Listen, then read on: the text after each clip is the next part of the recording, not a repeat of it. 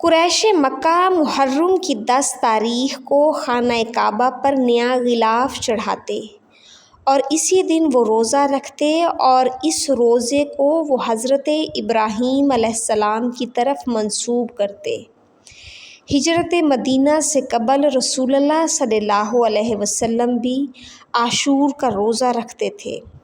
حضرت ابن عباس فرماتے ہیں کہ رسول اللہ صلی اللہ علیہ وسلم جب مکہ سے ہجرت فرما کر مدینہ تشریف لائے تو آپ نے یہود کو عاشور کا روزہ رکھتے ہوئے دیکھا، تو آپ نے ان سے دریافت فرمایا، تمہارے نزدیک اس دن کی کیا خاص اہمیت ہے کہ تم اس دن روزہ رکھتے ہو؟ ان لوگوں نے جواب دیا، ہمارے ہاں یہ دن بڑی عظمت والا ہے۔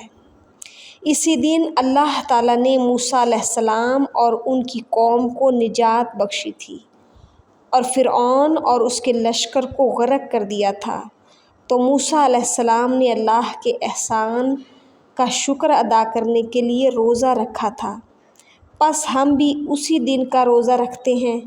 نبی صلی اللہ علیہ وسلم نے فرمایا، موسیٰ علیہ السلام سے ہمارا تعلق تم سے زیادہ ہے اور ہم اس کے زیادہ حقدار ہیں کہ اس دن روزہ رکھیں۔